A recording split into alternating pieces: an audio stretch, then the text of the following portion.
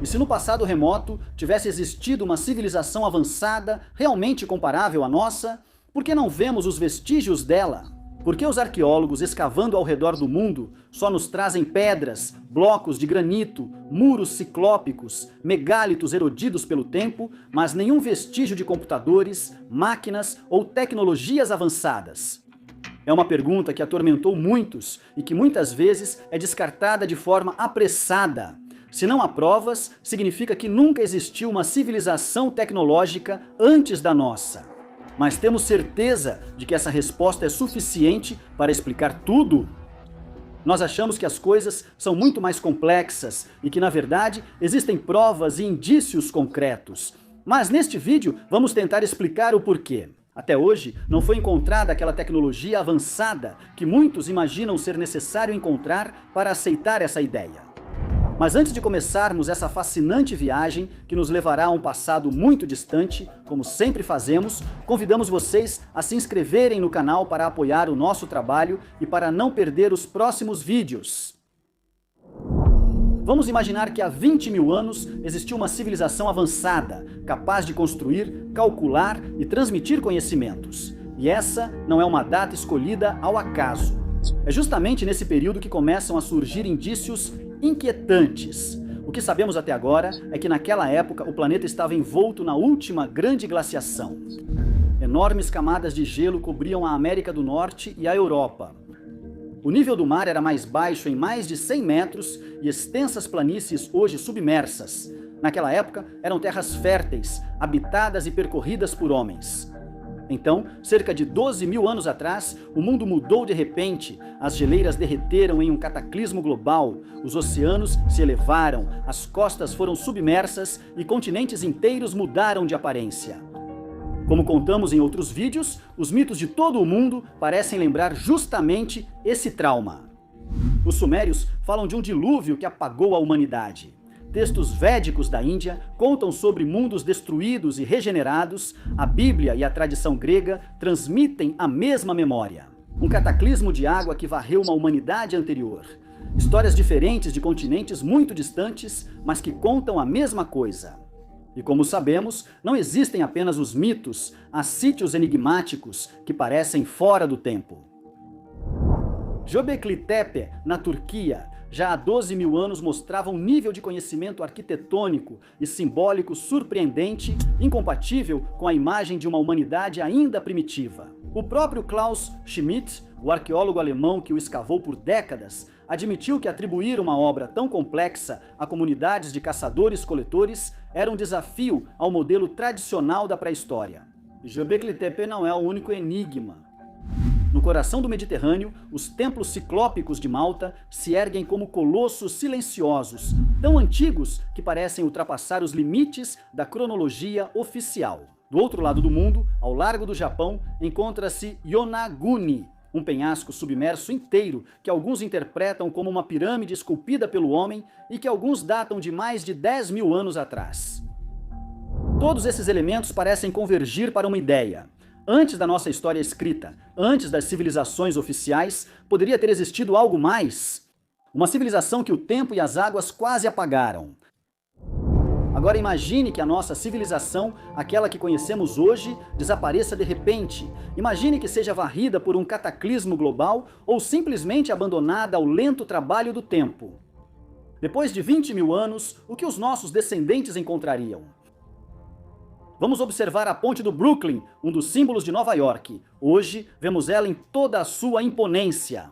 As torres neogóticas de granito, os cabos de aço entrelaçados, a pista suspensa sobre o East River, uma maravilha da engenharia do século XIX, ainda viva e pulsante. Agora vamos olhar para frente, 50 anos após o desaparecimento do homem.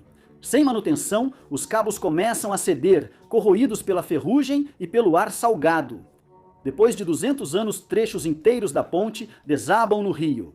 Passam-se 1000 anos, as torres estão reduzidas a ruínas, os blocos de granito caíram como pedras isoladas ao longo da margem. Quando chegamos a 20 mil anos, resta muito pouco daquela ponte, os cabos e o aço desapareceram há milênios. A pista foi engolida pelo rio, as torres desabaram, talvez algum bloco de granito sobreviva, mas misturado com as rochas naturais ao longo das margens. Ninguém, ao olhar para aquilo, pensaria que ali já existia uma ponte grandiosa. O mesmo destino aconteceria com os objetos que hoje consideramos símbolo da modernidade, como um computador portátil, por exemplo. Nós o abrimos, usamos todos os dias, o percebemos como sólido, mas se deixado ao tempo. Em poucas dezenas de anos, o plástico racharia e se desintegraria, o cobre oxidaria, o alumínio se corroeria, o vidro se quebraria. Depois de 1000 anos, não restaria nada além de poeira misturada ao solo. E depois de 20 mil anos, nenhum vestígio reconhecível. No máximo, algum resíduo de metal mineralizado disperso na areia. E os automóveis, aqueles que enchem nossas ruas, colossos de ferro e plástico, motores de centenas de cavalos, sem manutenção ao longo dos séculos. A ferrugem consumiria cada parte metálica, os pneus se dissolveriam, os bancos de tecido se transformariam em pó. Talvez, em condições especiais, sobreviveria um chassi fossilizado ou o contorno de um motor mineralizado. Mas depois de 20 mil anos, ninguém ao olhar para isso reconheceria mais um automóvel. E então a pergunta é inevitável. Depois de milhares de anos da nossa civilização avançada, restariam apenas blocos de pedra confundidos com rochas naturais? O que nos faz pensar que de uma civilização do passado necessariamente deveriam sobreviver computadores, veículos ou máquinas? Alguém poderia argumentar que as pequenas coisas desaparecem, mas as grandes infraestruturas sobreviveriam. As cidades, os arranha-céus, as represas, os túneis, como poderiam desaparecer completamente?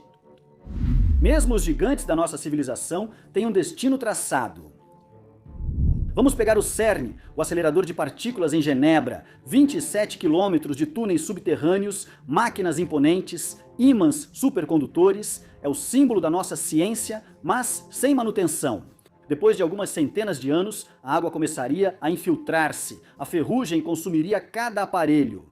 Depois de alguns milênios, os túneis desabariam, enchendo-se de detritos e sedimentos. E depois de 20 mil anos, talvez restassem vestígios de galerias desmoronadas sob camadas de rocha, mas indistinguíveis de cavernas naturais. O maior instrumento científico da nossa época se tornaria invisível.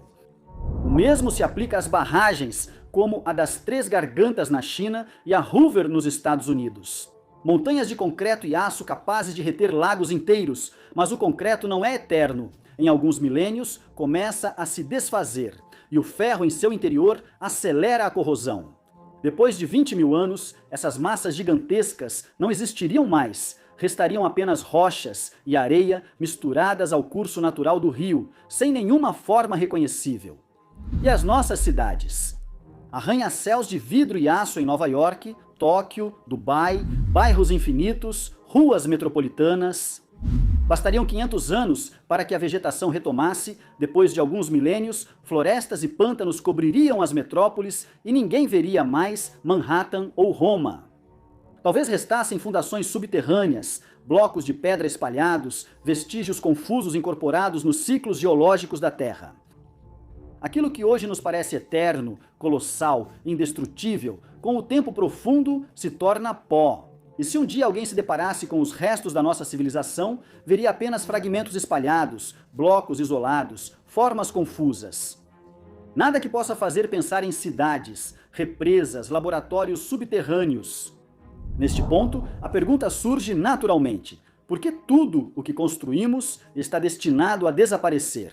A resposta não está apenas nas dimensões das obras, mas na sua substância. Porque no final, é sempre a mesma lei que decide o que sobrevive e o que desaparece, a lei dos materiais. Cada civilização deixa uma marca diferente, e a nossa, que nos parece indestrutível, na verdade se apoia em fundamentos muito frágeis. Pensemos no plástico. Hoje, ele nos parece eterno porque invade oceanos e lixões, mas não é assim. Sol, água e vento quebram o plástico em fragmentos cada vez menores até reduzi-lo a um pó invisível. Garrafas, embalagens, objetos tecnológicos. Depois de poucos milhares de anos, não restaria nada para ser recolhido, apenas vestígios químicos dispersos nos sedimentos marinhos, e os metais, pilar da nossa era industrial. Mas condenados pela ferrugem em décadas, começam a ceder em séculos, viram pó, o alumínio se corrói, o cobre se oxida e se desfaz. Apenas alguns elementos realmente desafiam os milênios: o ouro, a platina, o titânio. Mas quanta parte da nossa civilização é feita de ouro? Pouco demais para permanecer na memória da Terra? Depois, ao cimento, o gigante frágil. Nossas cidades repousam sobre bilhões de toneladas de concreto. No entanto, sua vida é curta. Depois de 2 séculos, começa a se desfazer. Em 10 mil anos, volta a ser pó. O mesmo destino espera o vidro. Prédios reluzentes, janelas, telas, com o tempo se despedaçam, se erodem, se transformam em areia. E assim, voltamos ao único material que realmente resiste: a pedra. Granito, basalto, diorito, rochas que sobrevivem a glaciações e a abalos geológicos. Blocos de granito podem permanecer intactos por centenas de milhares de anos. E talvez seja por isso que, olhando para o passado remoto, o que encontramos não são computadores ou metais corroídos, mas apenas pedras. Se tudo desaparece, se os arranha-céus viram areia e os computadores, poeira, então como poderíamos reconhecer a existência de uma antiga civilização tecnológica? Podemos encontrar uma resposta nos detalhes, nos pequenos vestígios que o tempo não consegue apagar. Pensemos nos vasos de Djoser encontrados em Saqqara. Ao olhá-los, parecem objetos simples, recipientes como tantos outros, e ainda assim são esculpidos em materiais quase indestrutíveis: diorito, basalto, pedras mais duras que o aço. Hoje não sabemos exatamente para que serviam, mas esse nem é o ponto. O verdadeiro interesse surge ao observá-los e estudar a perfeição do seu acabamento. Como podiam homens, armados apenas com ferramentas de cobre ou bronze, escavar e modelar rochas como essas? Aquelas paredes finíssimas, aquelas simetrias perfeitas, não são compatíveis com as ferramentas que atribuímos à época. É como se alguém, milhares de anos atrás, tivesse usado utensílios desaparecidos, máquinas que se dissolveram com o tempo. Observemos, por exemplo, este vaso está atualmente conservado no Museu de Manchester e data de mais de 5.000 anos atrás. Não é feito de cerâmica nem de terracota. Foi esculpido a partir de um único bloco de diorito, uma pedra mais dura que o granito. Olhem para o pescoço finíssimo, estreito, quase impossível de atravessar com ferramentas manuais, e mesmo assim a barriga do vaso é ampla, as paredes são finas, perfeitamente polidas tanto por dentro quanto por fora. Que ferramentas permitiriam entrar por aquela abertura e escavar sem quebrar a pedra? Com o cobre, que era o metal da época, teria sido impossível até mesmo hoje conseguir um objeto semelhante. Precisaríamos de máquinas de controle numérico com pontas de diamante, projetadas especialmente para entrar por um gargalo tão estreito e escavar em profundidade sem danificar as paredes. E no entanto, esse vaso existe, está ali, diante dos nossos olhos. Não é um mito, não é uma lenda, é um artefato autêntico que todos podemos observar. Isso nos leva a uma pergunta sem resposta da ciência oficial: que tecnologia desconhecida permitiu tal obra há milhares de anos? O mesmo vale para os cortes milimétricos no granito que vemos em Saqqara, em Cusco, em Pumapunku. Blocos enormes, com ângulos retos perfeitos, superfícies lisas como vidro, encaixes tão precisos que não conseguimos entender como foram feitos. Mas onde estão as ferramentas que esses povos usaram? Nunca as encontramos. O que resta, porém, são os sinais indiscutíveis de uma tecnologia avançadíssima. E depois, há os casos em que o objeto não sobrevive, mas sim a transformação do terreno. Em Mohenjo-Daro, no Paquistão, foram encontradas áreas de areia vitrificada, como se a pedra tivesse sido fundida por um calor extremo e repentino. Alguns estudos falam de fenômenos naturais, mas já nos anos 70, pesquisadores como David Davenport levantaram a hipótese de eventos artificiais ou até mesmo explosões anômalas. É uma interpretação controversa, claro, mas o fato é que para obter um efeito assim, são necessárias temperaturas altíssimas. De onde poderia ter vindo um calor tão intenso? Um raio colossal, um evento natural raríssimo, ou talvez algo artificial que já não sabemos mais reconhecer? Além das explicações, o solo guarda uma cicatriz que não deveria estar ali. É por isso que, se realmente quisermos buscar vestígios de civilizações desaparecidas, precisamos aprender a ler não apenas os objetos, mas o próprio terreno. As anomalias químicas, os depósitos vitrificados, concentrações de metais ou minerais fora do lugar.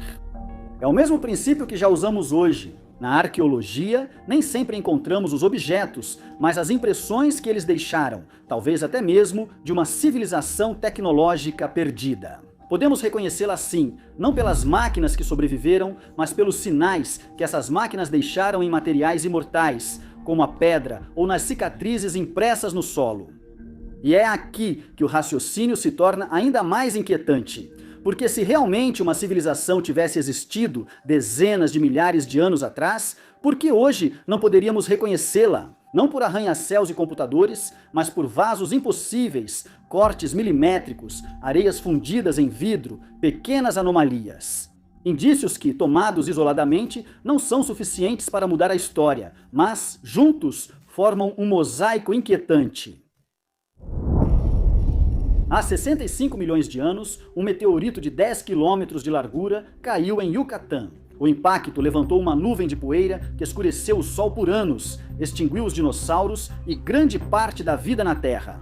Agora, imagine o mesmo evento em um mundo como o nosso. Cidades inteiras vaporizadas, oceanos erguidos em ondas de centenas de metros de altura, prontos para engolir continentes, florestas e desertos incendiados por chuvas de detritos incandescentes. E depois, o silêncio.